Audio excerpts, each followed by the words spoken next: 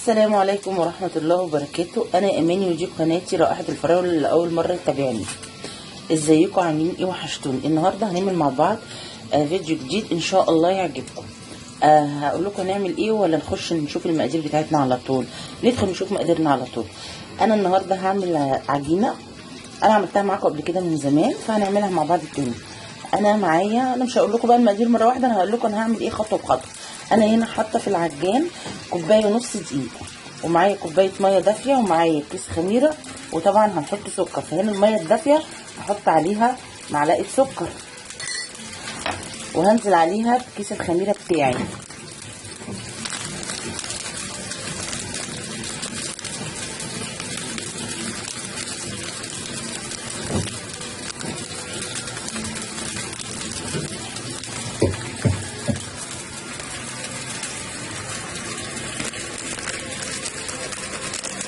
اقلب بقى.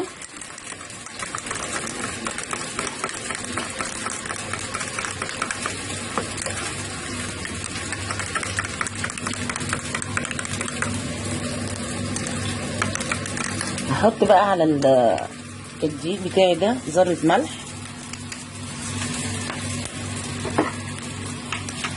طبعا ما عندكيش عجانه مش مشكله، اعجني بايدك، يعني اللي عنده يعجن بالعجانه، اللي ما عندوش ايدينا موجوده يا بنات.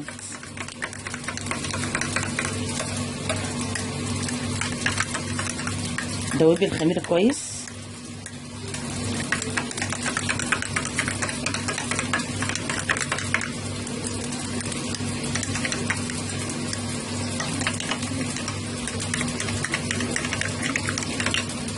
اهو الخميره دابت اهي.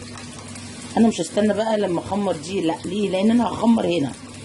فهعمل ايه؟ هبتدي انزل كده بالعجان، وهنزل عليه بالميه بالخميره بتاعتي، وهشغل العجان بتاعي.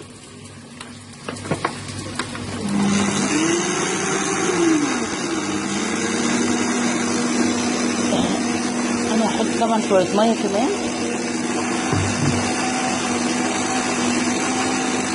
عشان انا عايزه اعمل عجينه سايله، لان هي دي الخميره.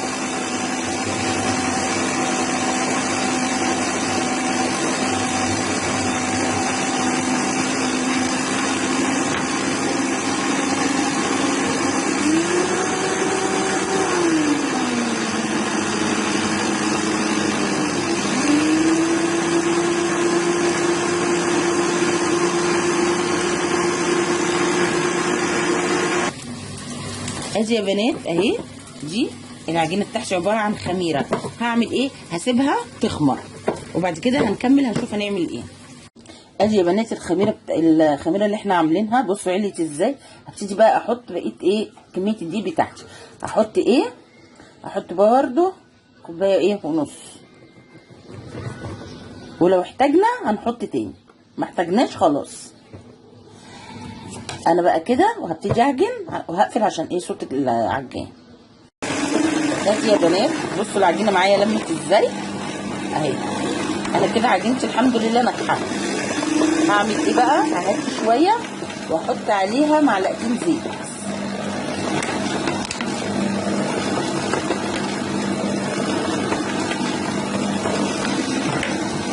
وهسيبهم يعجنوا وهغطيها لغايه ما تخمر. نكمل معانا نشوف احنا هنعمل ايه.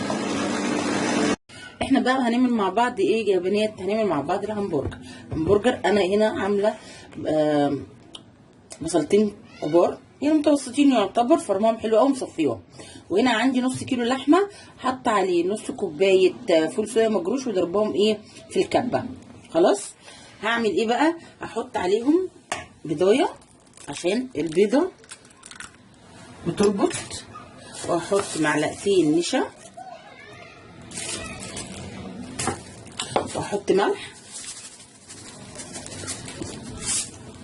واحط بهارات، واحط فلفل اسود، وهعجن كل ده مع بعض.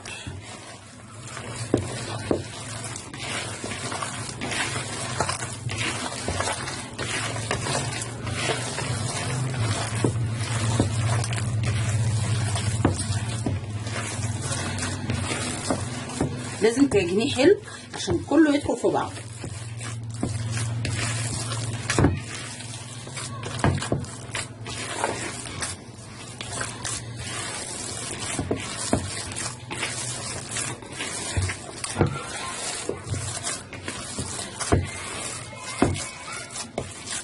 اهو شايفه بقى عامل ازاي اهو. انا بقى ايه هبتدي اشكله، واحنا شكلناه مع بعض قبل كده بس برضه هوريكم هنشكله ازاي. ادي يا بنات خلاص عملنا البرجر بتاعنا. هنعمل ايه؟ هنجيب كيس كده نكون مقطعينه، وده غطا فوله عندي. لما عندكيش عندك غطا جبنه عادي جدا حطي كده، وناخد بقى الكميه اللي احنا عايزينها على حسب الحجم اللي انت عايزاه. انا بحب اعمله ايه متوسط، لا صغير ولا كبير كده. واروح جايبه كيس تاني واحطه من فوقيه، وابتدي بقى ايه افرد اهو.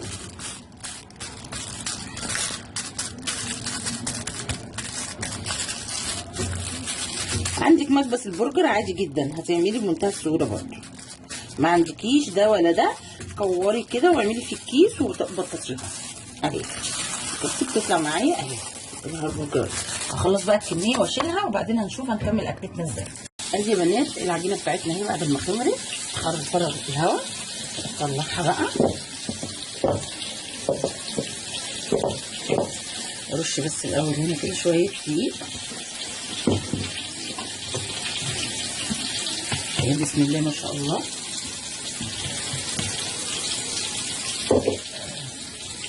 حطي في ايدك عشان هي ايه العجينه بتاعتنا انا عاملاها ملزقه شويه.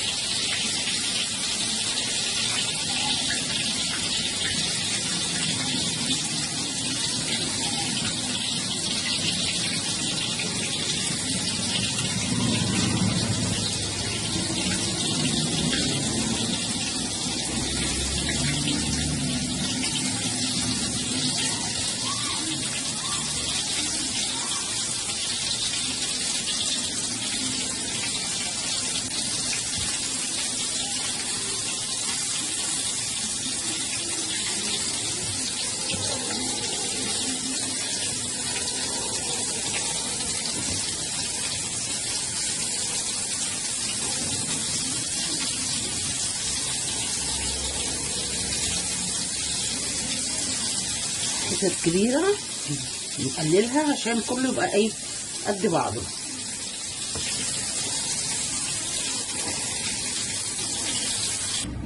هنبتدي بقى يا بنات ناخد ايه حته حته كده من العجين بتاعنا.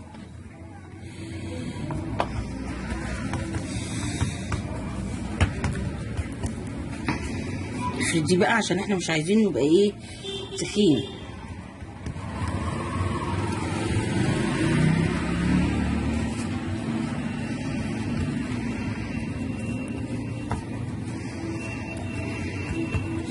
هعمل ايه هحط الهمبرجريه بتاعتي كده اهو. انا قليته طبعا. هنحط بقى ايه الحاجات اللي احنا عايزين نحطها. انا ايه ناس عندي عايزه تحط طحينه احط لها طحينه، واحط شويه جبنه موتزاريلا اهو. واللي عايز يحط فلفل هحط له فلفل، واللي عايز بصل هحط له بصل. واقفل بقى كده اهو.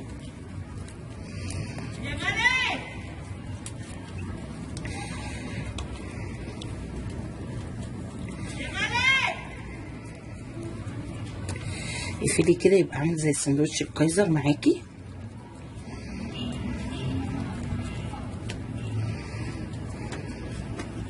وابتدي ارص الصينيه بتاعتي اهو. دهنه الصينيه وارص فيها. هكمل الكميه بقى وانا اقول لك هنعمل ايه. ادي يا جماعه انا عملت اهو دلوقتي دول 5 سندوتشات. في ناس كل واحد على حسب ما هو محشي، وانا حطيت على الوش سمسم. في ناس ما بتحبش عندي السمسم، فاحنا هدخله الفرن دلوقتي على درجه حراره 180 في الدرجه في الرف اللي في النص، ولما يطلع هنشوفه مع بعض. ادي يا بنات بقى السندوتشات بتاعتنا لما طلعت من الفرن، هنبتدي بقى نشيلها اهو. بصوا من تحت عامل ايه لونها اهو.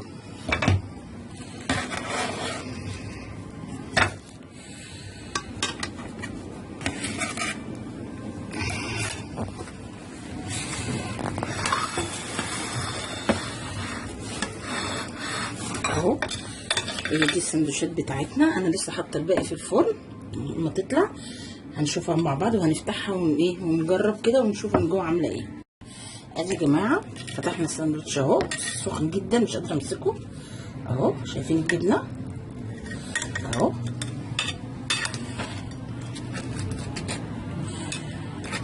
اهو ده الساندوتش بتاعنا النهارده. منه فيه، بدل ما تجيبي الكايزر اعملي انت العيش منه فيه في البيت.